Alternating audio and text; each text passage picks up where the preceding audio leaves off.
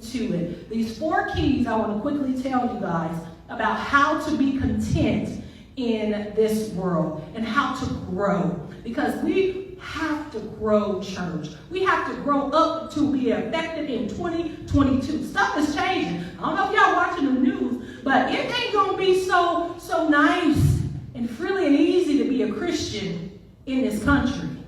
It's not going to be, that we are the majority. We already went under being the majority, and it's going to lessen and lessen.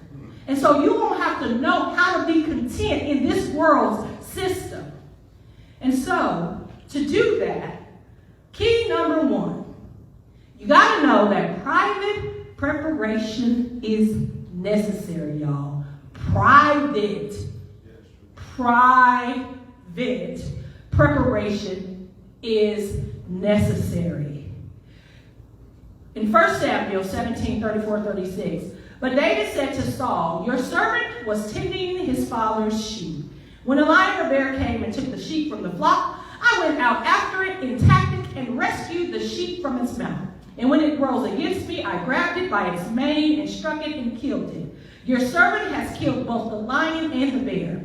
And this uncircumcised Philistine will be like one of them, since he has defied the armies of the living God. Don't miss this, y'all. Everybody hollering about him killing Goliath publicly, but that's because he killed the bear and the lion privately. Good.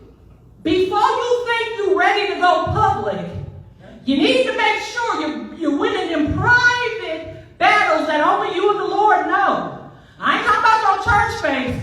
I ain't talking about the one in the groups and all that. I'm talking about the battles you know in you. When they say, I got a sin nature still, you like, I sure do. This right here. That thing.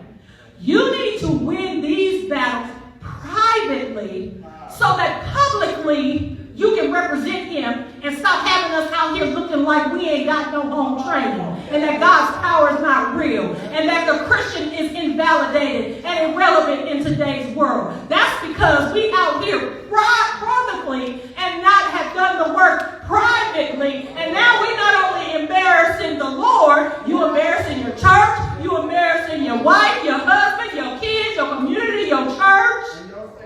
It matters to God. Privately, way more than what you do publicly. And so make sure that you don't